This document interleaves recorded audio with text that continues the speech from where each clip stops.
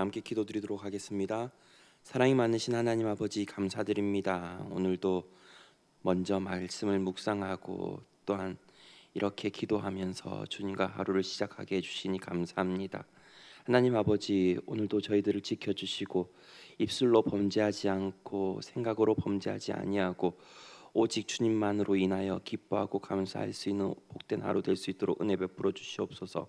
그래서 어떤 상황이든지 간에 정말로 주님의 영광을 나타낼 수 있고 빛과 소금의 역할을 잘 감당할 수 있도록 함께 해 주시옵소서. 감사드리며 예수님 이름으로 기도드립니다. 아멘. 다 함께 성경 봉독하도록 하겠습니다. 오늘 주시는 말씀은 창세기 43장 1절에서부터 15절까지 말씀입니다. 창세기 43장 1절에서부터 15절까지 말씀입니다. 제가 가진 성경은 구약성경 67페이지입니다. 다 찾으신 줄 알고 제가 봉독해서 올려드리도록 하겠습니다. 그 땅의 기근이 심하고 그들이 애굽에서 가져온 곡식을 다 먹음에 그 아버지가 그들에게 이르되 다시 가서 우리를 위하여 양식을 조금 사오라. 유다가 아버지에게 말하여 이르되 그 사람이 우리에게 엄히 경고하여 이르되 너희 아우가 너희와 함께 오지 아니하면 너희가 내 얼굴을 보지 못하리라 하였으니 아버지께서 우리 아우를 우리와 함께 보내시면 우리가 내려가서 아버지를 위하여 양식을 사려니와 아버지께서 만일 그를 보내지 아니하시면 우리는 내려가지 아니하리니 그 사람이 우리에게 말하기를 너희의 아우가 너희와 함께 오지 아니하면 너희가 내 얼굴을 보지 못하리라 하였음이니이다. 이스라엘이 이르되 너희가 어찌하여 너희에게 또 다른 아우가 있다고 그 사람에게 말하여 나를 괴롭게 하였느냐. 그들이 이르되 그 사람이 우리와 우리의 친족에 대하여 자세히 질문하여 이르기를 너희 아버지가 아직 살아 계시느냐 너희에게 아우가 있느냐 하기로 그 묻는 말에 따라 그에게 대답한 것이니 그가 너희의 아우를 데리고 내려오라 할 줄을 우리가 어찌 알았으리이까. 유다가 그의 아버지 이스라엘에게 이르되 저 아이를 나와 함께 보내시면 우리가 곧 가리니 그러면 우리와 아버지와 우리 어린아이들이 다 살고 죽지 아니하리이다. 내가 그를 위하여 담보가 되오리니 아버지께서 내 손에서 그를 찾으소서. 내가 만일 그를 아버지께 데려다가 아버지 앞에 두지 아니하면 내가 영원히 죄를 지리이다. 우리가 지체하지 아니하였더라면 벌써 2번 갔다 왔으리이다. 그들의 아버지 이스라엘이 그들에게 이르되 그러할진대 이렇게 하라. 너희는 이 땅의 아름다운 소산을 그릇에 담아 가지고 내려가서 그 사람에게 예물로 드릴지니 곧 유향 조금과 꿀 조금과 향품과 몰약과 유향나무 열매와 감 복숭아이니라. 너희 손에 갑절의 돈을 가지고 너희 자루 아귀에 도로 넣어져 있던 그 돈을 다시 가지고 가라. 혹 잘못이 있었을까 두렵도다. 내 아우도 데리고 떠나 다시 그 사람에게로 가라. 전능하신 하나님께서 그 사람 앞에서 너희에게 은혜를 베푸사 그 사람으로 너희 다른 형제와 베냐민을 돌려보내게 하시기를 원하노라. 내가 자식을 잃게 되면 이르리로다. 그 형제들이 예물을 마련하고 갑절의 돈을 자기들의 손에 가지고 베냐민을 데리고 애굽에 내려가서 요셉 앞에 서니라. 아멘. 오늘은 문제 해결의 실마리라는 제목으로 말씀을 전하고자 합니다. 오늘 본문은 애굽에 가서 요셉으로부터 곡식을 얻어왔던 형들이 다시금 곡식을 얻기 위해서 애굽으로 내려가기까지의 과정을 설명해 주고 있습니다. 어제 본문에서는 베냐민을 걱정하고 보고 싶어 했었던 요셉의 모습과 결코 곡식을 얻기 위해서 베냐민만은 애굽으로 보낼 수 없다고 단호하게 거절했던 야곱의 모습을 함께 살펴보았습니다. 그런데 오늘 본문 시작에서는 야곱은 염치불구하고 자신의 아들들에게 요구합니다. 1절과 2절입니다. 그 땅에 기근이 심하고 그들이 애굽에서 가져온 곡식을 다 먹음에 그 아버지가 그들에게 이르되 다시 가서 우리를 위하여 양식을 조금 사오라라고 말이죠. 얼마나 염치가 없습니까? 애굽에서는 베냐민을 보내지 않으면 곡식을 주지 않을 것이라고 아들들이 말했고, 심지어 애굽에도 야곱의 자신의 아들 중 한 명인 시므온은 볼모로 잡혀져 있지 않습니까? 그런데 시므온은 아들 취급도 안 해주는 모습이 바로 야곱에게 나타나고 있습니다. 걱정도 하지 않습니다. 레아가 낳은 아들이라서 그럴까요? 오직 베냐민만 걱정하는 아버지 야곱의 모습을 우리는 볼 수 있다는 것입니다. 그런데 왜 그런 모습을 야곱이 보이는지 아십니까? 그것은 바로 야곱이 일평생 보여준 집착의 내용이기 때문이라는 것입니다. 야곱은 일평생 여러 번 집착을 하는 모습을 보였습니다. 그중 가장 제일 먼저 한 집착은 장자권에 대한 집착이었습니다. 물론 단순히 장자권이라고 보기에는 물질의 축복에 대한 집착이라고 보는 것이 더 옳을 것입니다. 왜냐하면 장자가 다른 아들보다 더 많은 육산을 받고 또한 갑절로 받기 때문이죠. 그러한 욕심 때문에 형에게 팥죽 한 그릇으로 장자권을 얻어내지 않습니까? 그것 때문에 형인 에서와 오랫동안 원수처럼 지내지 않았습니까? 그런데 그것이 언제 풀리게 되죠? 자신의 욕심을 내려놓았을 때 형 에서와 사이가 풀어지지 않습니까? 형에게 자신이 가진 모든 소유를 납득할 수 있을 때만큼 내려놓았을 때 아우를 죽이려고 오는 형 에서의 모습이 용서의 모습으로 바뀌지 않았습니까?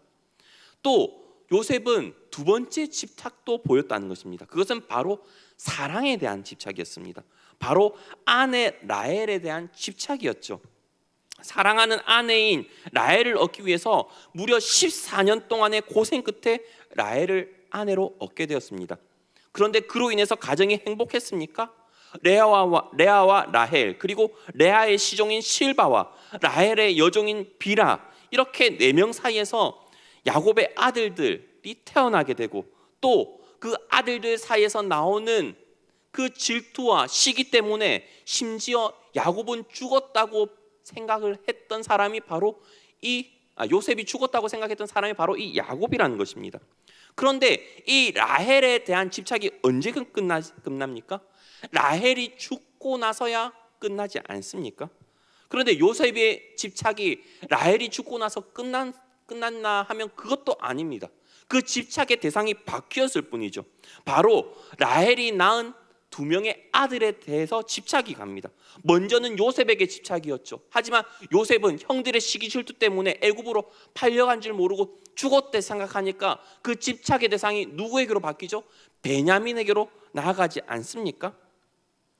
그래서 라헬이 죽으면서 낳을 아들인 베냐민에 향한 집착은 그 끝을 모를 정도로 야곱의 집착은 대단했습니다. 아까도 말했다시피 자신의 아들 중 한 명인 시몬이 잡혀 있어도 베냐민만큼은 절대 보낼 수 없다고 했을 정도니까 말입니다. 그런데 이 아들에 대한 집착도 결국은 풀어질 수밖에 없었습니다. 왜냐하면 자신이 살기 위해서죠. 자신만 사는 것이 아니라 자신의 일가족 모두가 살기 위해서는 이 아들에 대한 집착이 풀어질 수밖에 없었다는 것입니다. 베냐민은 보낼 수 없지만 자녀들에게 먹을 양식을 사오라고 하는 야곱에게 유다는 뭐라고 대답합니까? 3절부터 5절입니다. 유다가 아버지에게 말하여 이르되 그 사람이 우리에게 엄히 경고하여 이르되 너희 아우가 너희와 함께 오지 아니하면 너희가 내 얼굴을 보지 못하리라 하였으니 아버지께서 우리 아우를 우리와 함께 보내시면 우리가 내려가서 아버지를 위하여 양식을 사려니와 아버지께서 만일 그를 보내지 아니하시면 우리는 내려가지 아니하리니 그 사람이 우리에게 말하기를 너희 아우가 너희와 함께 오지 아니하면 너희가 내 얼굴을 보지 못하리라 하였음이니이다 라고 말입니다. 무슨 말입니까? 우리가 애굽에 내려가더라도 베냐민과 함께 내려가지 않으면 곡식을 얻지 못할 뿐더러 우리의 형제인 시므온도 구할 수 없기 때문에 아버지께서 베냐민을 보내주시면 우리가 애굽으로 갈 수 있지만 베냐민을 보내주시지 않는다면 우리는 굳이 애굽 땅에 갈 수 없다는 것 아닙니까? 거기에 야곱은 아들들을 향해서 원망합니다. 왜 굳이 너희는 동생이 있다고 해가지고 이를 이 지경으로 오게 만들었냐고 말입니다. 그러자 유다는 또 말하죠. 이렇게 될 줄 누가 알았습니까? 라고 말입니다. 그러나 유다는 아버지의 입장에서 생각할 줄 알고 아버지를 설득시킵니다. 아버지는 아들의 안위를 걱정하고 있었습니다.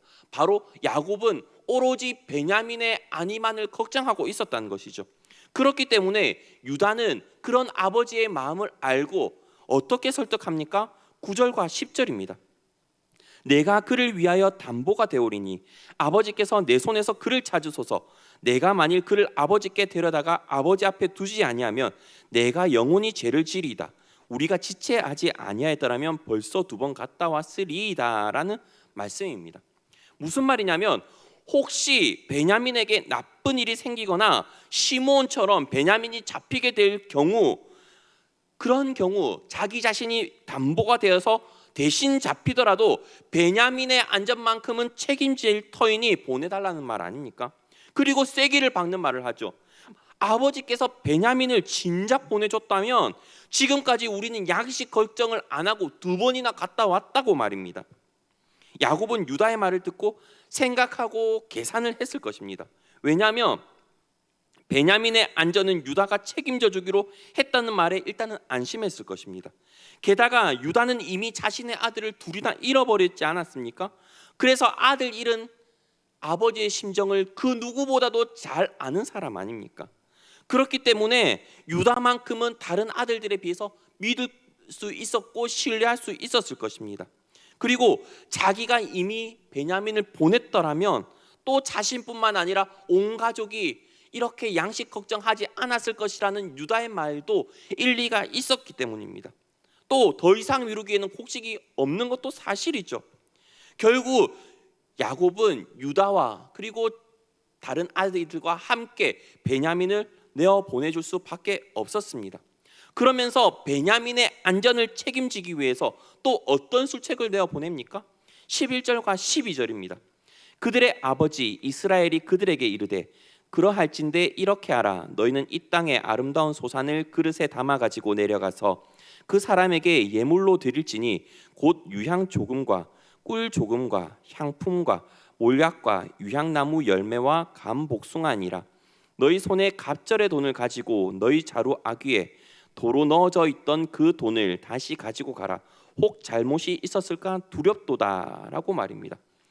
혹여나 불상사가 생길 수 있음을 염려해서 가지고 있던 예물들을 준비해서 갖고 가도록 하고, 또 지난번에 잘못 들어온 돈도 혹시나 문제가 생길 수 있기 때문에 도로 들고 가라. 그래서 오해의 여지가 없도록 하라는 말 아닙니까? 유향은 성전 분향을 위한 재료나 성별 의식에서 사용되는 아주 귀한 재료입니다. 또 약품으로 쓰이기로 했을 정도로 아주 고가품이었죠. 게다가 꿀과 향품은 다들 아시다시피 그 시대 당시에는 아주 고가품이었습니다. 몰약은 향유로도 쓰이기도 했고 여인의 몸을 깨끗하게 하는 데 사용되기도 했으며 때로는 마취제로 사용되기도 했고, 또한 요즘에는 이 몰약을 사용한 치약도 나오기도 합니다. 게다가 동방 박사들이 아기 예수님께 준비한 예물 가운데 하나지 않습니까? 오늘 본문에 나오는 유향나무 열매는 우리가 먹고 있는 호두와 같은 것을 말하고 감복숭아는 아몬드를 말합니다. 또한 아들을 보내면서 마지막으로 뭐라고 합니까? 14절입니다. 전능하신 하나님께서 그 사람 앞에서 너희에게 은혜를 베푸사 그 사람으로 너희 다른 형제와 베냐민을 돌려보내게 하시기를 원하노라. 내가 자식을 잃게 되면 잃으리로다 라고 말입니다. 드디어 야곱은 자신의 마지막 남은 아들과 같이 생각했던 베냐민이 간절히 돌아오길 바라면서도 혹여나 베냐민을 잃게 되면 잃을 것이라고 사랑하는 아들에 대한 집착을 버리게 된다는 것입니다. 또 이런 예물들을 갖고 야곱의 아들들은 애굽으로 내려갔고, 드디어 야곱의 아들들은 요셉을 포함해서 모두 한자리에 모이게 되지 않습니까? 우리는 오늘 본문을 통해서 알 수 있는 것이 있습니다. 야곱과 그 온 일가족은 그동안 충분히 곡식을 가져다가 먹을 수 있는 기회가 2번이나 있었다고 오늘 본문은 이야기하고 있습니다. 그러나 그 2번의 기회를 누리지 못했던 것은 무엇 때문이었습니까? 바로 야곱의 집착 때문이었습니다. 베냐민에 대한 집착 때문에 이 야곱의 일가족들은 그동안 풍족히 먹을 수 있음에도 불구하고 그 많은 것들을 누리지 못하고 굶으면서 지냈다는 것입니다. 야곱은 인생 가운데 3번의 집착을 가졌습니다. 먼저 물질에 대한 집착, 또 그 물질에 대한 집착은 평생 노력하고 수고해서 얻어낸 것들을 형에게 목숨 대신 내어놓고 나서야 그 풀리게 됩니다. 사랑하는 여인에 대한 집착 역시도 그 집착이 아내가 죽고 나서야, 사랑하는 라헬이 죽고 나서야 풀리게 됩니다. 근데 그 집착이 완전히 사라졌습니까? 아니죠. 그 사랑하는 집착의 대상이 바뀌어 아들에게 향하게 되고, 그 아들에 대한 집착도 요셉이 죽었다 생각 들고, 또 베냐민에 대한 집착 역시도 오늘 본문에서 내어놓게 되었을 때야 야곱의 가정은 드디어 이제 행복 모드로 진입하게 된다는 것을 알 수 있습니다. 오늘 본문을 통해서 우리는 알 수 있는 것이 있습니다. 아, 야곱 역시도 일평생 집착 가운데서 살아왔구나. 그러나 하나님께서 주시는 복은 그 집착을 내어놓고 그 집착을 풀었을 때야 하나님께서 준비해 주신 복을 받아 누릴 수 있구나라는 것입니다. 또 때로는 우리가 가지고 있는 집착이 완전히 사라지는 것이 아니라 그 집착의 대상이 바뀌어서 다른 방향으로 집착이 나아가지 않습니까? 때로는 돈에 대한 집착이 명예에 대한 집착으로, 명예에 대한 집착이 다른 그 어떤 것에 대한 집착으로 말입니다. 우리는 그 집착 때문에 하나님께서 준비하신 그 모든 것들을 받아 누리지 못한다는 것을 알 수 있습니다. 오늘 본문에서도 마찬가지죠. 하지만 그렇게 집착을 내어놓지 못하는 야곱에게 그 아들들은 그동안 뭐라고 하지 않았었습니다.